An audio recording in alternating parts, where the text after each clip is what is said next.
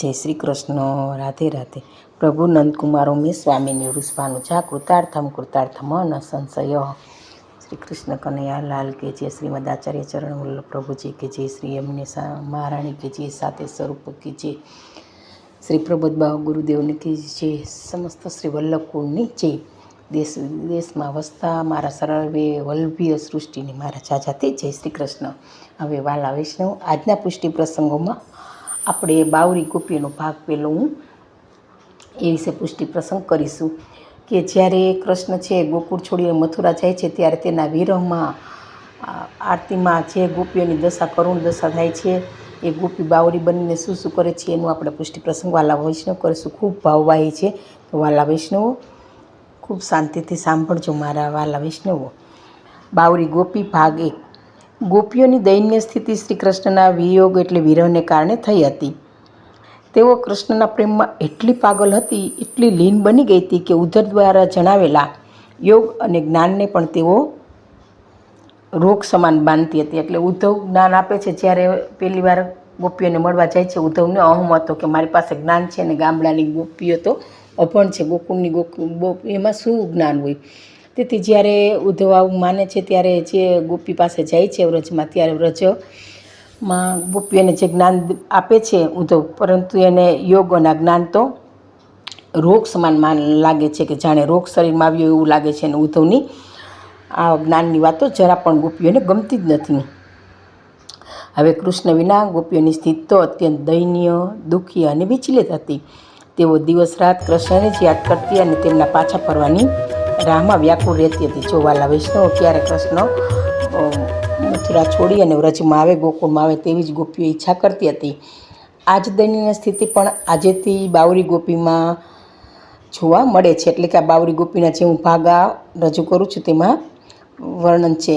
તો વાલા વૈષ્ણવજનો, આ ગોપીની પ્રેમ દશાનો જરૂર આસ્વાદ કરજો અને પ્રેમમાં એકદમ તલ્લીન થઈ અને આપણે જાણે વ્રજમાં વિહરતા હોય તેવો વાલા વૈષ્ણવ આપણે ભાવ કરીશું. તો ઘાટ તો એ જ છે. હું પણ નિત્યની જેમ કલશ લઈને આવી ગઈ. ગોપીઓ પણ આવી છે, પણ બધા મૌન છે. કોઈ સાથે બોલતું જ નથી. લાગે છે કે જાણે કોઈના મુખમાં જીભ જ નથી. બધાની આંખો ભીની છે. કેટલાકના આંસુ તો તેમની હાલત ખુલ્લી પાડી દે છે. ઘડો ઉઠતો નથી. ગઈકાલ સુધી શક્તિ હોવા છતાં કનૈયાથી જ ઘડો ઉઠાવતી હતી. જો વાલા વૈષ્ણવ, જ્યાં સુધી કૃષ્ણ હતા ત્યારે ગોપીઓ યમુના કિનારે પાણી ભરવા જતી હતી તો ઘડો મટુકી પણ એ કૃષ્ણ પાસે જ માથા પર મુકાવતી હતી. પોતામાં શક્તિ હતી છતાં પણ એટલે કૃષ્ણની એટલી પરાધીન થઈ ગઈ હતી. એટલે આમ કનૈયાથી ઘડો તે ઉપડાવતી હતી. અને આજે તો ખરેખર બધા શક્તિહીન જ દેખાય છે. મજબૂરીમાં એકબીજાની તરફ જુએ છે. દ્રષ્ટિ મળતા જ વળી હૃદય ઉછળી પડે છે. બધાને ગઈકાલનું સ્મરણ થઈ આવે છે કે કાલે તો કૃષ્ણ હતા. એ રીતે બધાને સ્મરણ થાય છે કે સંતાન જેવી રીતના આપણે કહેવાય છે કે સંતૃપ્ત હૃદયમાંથી નીકળેલી તેમની આ ઉષ્મા, એટલે કે માણા કહે ને પેટ બળતા વાણી નીકળે, એવી રીતની ગોપીઓની હૃદય અતિ વિરહ આકુળમાં અગ્નિથી તરપતું હતું. તો ઉષ્મા મને પણ સળગાવી દેશે કે શું, એમ થતું હતું. આ કેવી પાગલ છે આ, હું તો સ્વસ્થ છું, એમ અક્રૂરને થયું કે હું તો સ્વસ્થ છું અને કોઈ આવે કે જાય મને શું, હું તો મારું બધું કામ પહેલાંની જેમ જ કરી લઉં. હાય બિચારી કેવી ભરાય છે, ચાલે છે જાણે આખા સંસારનો ભાર એની માથે રાખ્યો હોય. કોઈનો ઘડો તો માથે પહોંચતા પડી અને તૂટી ગયો હતો. ખાલી ગોળની લઈને સાસુની દાંટના ભયથી રડતી જાય છે. મોડું થવાને કારણે દાંટ તો રોજ પડતી જ હતી, પણ ક્યારેય કોઈને રડતા જોયું નહોતું કે આજે શું થયું.